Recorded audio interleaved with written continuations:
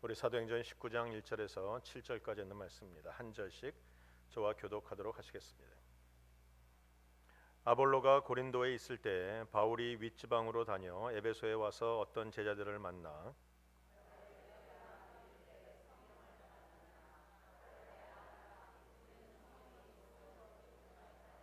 바울이 가로되 그러면 너희가 무슨 세례를 받았느냐? 대답하되 요한의 세례로라.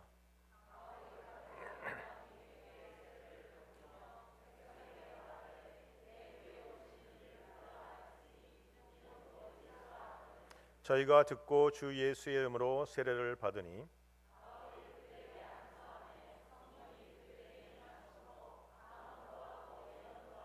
모두 12사람쯤 되니라. 아멘. 오늘 본문에 있는 말씀을 가지고 하나님의 은혜를 함께 나눕니다. 오늘 본문에는 바울이 에베소 지방에 들어오는 것으로 본문이 시작을 합니다. 근데 가보니까 거기에 어떤 제자들이 있었다고 얘기합니다. 에베소 지방에 우리 바울이 들어왔는데 거기에 이미 제자들이 있었다는 거예요. 여러분, 제자란 단어는 우리 사복음서와 공간복음과 또한 요한복음과 사도행전과 뒤에도 쭉 동일하게 나오는 단어입니다. 그러나 제자라는 의미는 사복음서에 나오는 제자라는 의미와 사도행전 이후에 나오는 제자라는 의미는 조금 다릅니다. 사복음서, 즉 마태, 마가, 누가, 요한에 나오는 제자라는 단어는 우리가 잘 알고 있는 예수님의 12명의 제자들, 그래서 12명의 제자들을 얘기할 때 제자라고 말했고, 오늘 본문에 나오는 사도행전 이후에 나오는 모든 제자들이라는 이 단어는 하나님을 믿는 무리들이라는 의미예요. 즉 다시 말하면 성도다라는 뜻입니다. 12명의 제자들은 사도로 바뀌었고 그들은 이제 모든 믿는 무리를 향해서 제자라 합니다. 오늘 바울이 에베소에 왔더니 거기 벌써 성도들이 있었다는 겁니다. 예수님을 따라가는 제자들이 있었다는 겁니다. 여러분, 많은 사람들이 오늘도 자신이 제자라는 것을 모르고 예수를 믿습니다. 오늘 여러분들은 이곳에 성도로 앉아 있지만 여전히 여러분은 예수님의 제자로 앉아 있는 것이. 많은 분들이 목사님 나는 평신도입니다. 나는 뭘 아는 것이 없어요. 뭐 할 수 있는 것이 없습니다. 늘 좀 겸손하게 말씀하시지만 그건 겸손한 것이 아닙니다. 여러분은 그냥 아무것도 할 수 없는 평신도가 아니라 여러분은 예수님의 제자인 것이, 이 땅을 바꿔야 되는 책임이 여러분에게 주어져 있고 사명이 있는 제자라는 것을 여러분이 기억하셔야 합니다. 오늘 그가 제자를 만납니다. 그런데 예수님을 알고 있는 제자이지만 완전한 교인은 아니었습니다. 완전한 성도가 아니었다는 겁니다. 분명히 교회도 들어갔고 분명히 모여서 예배도 드리고 말씀도 나누고 그들이 기도도 하는 사람들이었지만 그들의 삶 속에는 온전한 신앙은 아직 없었습니다. 무슨 말입니까? 무엇 때문에 그들이 모여서 예배도 드리고 주님도 아는 것 같은데 온전한 신앙이 없었다는 말입니까? 그 이유가 무엇이냐 하면 바로 우리는 그 이유를 그의 스승된 아볼로에게서부터 찾을 수 있어요. 오늘 본문에 보니까 아볼로라는 사람이 나옵니다. 아볼로가 먼저 에베소 지역에 들어와서 복음을 증거하는 사람이었어요. 아볼로라는 사람은 나중에 앞에 보면 그 아굴라와 브리스길라를 통해서 복음을 듣고 그가 들어와서 이제 예수를 증거하고 그래서 에베소 지역에 예수 믿는 사람을 먼저 만들어 놓고 고린도 지방으로 넘어갔던 그런 아볼로라는 사람이 나옵니다. 그는 유대교의 학자입니다. 그는 성경적인 지식이 뛰어나고 율법을 많이 알고 있으며 우리가 흔히 말하는 신학 박사 정도 되는 사람이에요. 그러니까 얼마나 지적으로 뛰어나고 얼마나 많은 것을 알고 있는 이지적인 사람, 바로 그런 사람이 바로 아볼로라는 것입니다. 근데 그는 예수님도 알고 세례 요한도 알고 모든 것을 압니다. 알지만 그것은 배워서 아는 지식일 뿐입니다. 주님을 만난 적이 없습니다. 성령의 경험도 해본 적이 없어요. 그러니까 지식적으로 알고 머리로 아는 것들을 가리켰고 그래서 예수 믿는 무리들을 만들어 놨다는 것을 볼 수 있어요. 여러분, 그러나 이 아볼로를 통해서 말씀을 들은 사람들은 지적으로는 예수님을 알았지만 지적으로는 무엇인지 알았지만 경험이 없습니다.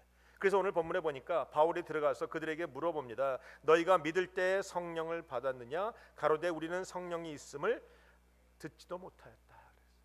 여러분, 사람은요 누구나가 보고 들은 만큼밖에는 알 수 없어요. 여러분, 이들이 모여있는 이들이 잘못됐다는 말은 아닙니다. 그들에게도 열심이 있고 헌신이 있고 그들이 지식도 있고 진실함도 있고 그들이 선하게 살려고도 노력하고 율법을 지키려고도 하지만 여전히 그들은 참 그리스도인들이 아닙니다. 무늬만 그리스도인이요 반쪽짜리 신앙이요 그들은 율법으로만 살지 은혜로 사는 것은 아니었다라는 것이죠. 왜냐하면 그들을 가리켰던 스승이었던 아볼로가 반쪽짜리였기 때문에 그렇다는 것입니다. 여러분, 오늘도 오늘날 이 교회도 이 현대 교회도 예외는 아닐 것입니다. 많은 성도들이 교회 나와서 여전히 자리를 잡고 예배를 드리고 봉사도 하고 기도도 하고 찬송도 하고 착하게 살려고도 애쓰고 율법적으로 살려고도 애쓰고 여전히 진실된 마음도 갖고 있지만, 여러분이 복음을 모르고 성령을 모른다면 여러분은 여전히 참 그리스도인이라고 말할 수 없습니다. 분명히 우리가 모이고 헌금도 드리고 봉사도 하지만 여전히 참 그리스도인은 아니라는 겁니다. 그저 목사가 말하니까 그런 줄 아는 것뿐입니다. 그저 남들이 다 하니까 나도 따라하는 것뿐이지 나에게 경험이 없고 나에게 체험이 없다라는 것이죠. 어떤 분들은 외로운 이민생활, 교회 가는 게 가장 좋다, 교회 오면 밥도 주고 교제도 하고 내가 얼마나 똑똑한지 말도 통하고 그래서 교회 오시는 분들도 있습니다. 교제하고 밥 먹고 좋은 설교 듣고 선하게 살아보려고 애쓰는 성도들도 물론 있어요. 그러나 그들은 다 참 그리스도인들이 아닌 것입니다. 아니, 성도뿐만이 아니라 목회자도 그렇습니다. 그들이 어느 날 신학을 갑니다. 신학교에서 성경적인 지식을 공부합니다. 성경 개론도 배우고 설교학도 배우고 교회사도 배우고 상담학도 배웁니다. 그러나 아직도 성령을 모릅니다. 아직도 은혜를 모릅니다. 성령 받고 은혜 받고 경험이 없고 체험이 없기 때문에 배운 것을 지식적으로만 전합니다. 그런 목회자들도 분명히 있습니다. 여러분, 교인의 입장에서 보면 어떤 목회자를 만나느냐에 따라서 신앙의 스타일이 달라지고 어떤 목사를 만나냐에 따라서 그들의 삶의 모양이 달라지는 것을 볼 수 있어요. 물론 그들이 잘못됐다는 말은 아닙니다. 지식적으로 말씀을 듣고 성경을 잘 쪼개고 성경을 잘 가리키는 사람, 우리 바울과 아볼로를 비교했을 때 바울은 말이 어눌한 사람이에요. 말을 잘 못합니다. 지식은 많으나 말을 전달을 잘 못하고, 아볼로는 반면에 말을 잘하는 사람. 그래서 그가 설교는 더 뛰어나고 더 알아듣기 쉽고 더 잘, 흔히 우리가 말하는 잘 쪼개는 설교, 머리 들으면 머리가 시원해지는, 아하, 깨달음이 오는 그런 설교. 머리는 시원한데 문제는 이것이 가슴으로 내려오지 않는다는 데 있다는 것이죠. 그의 설교는 대부분 율법적인 설교였습니다.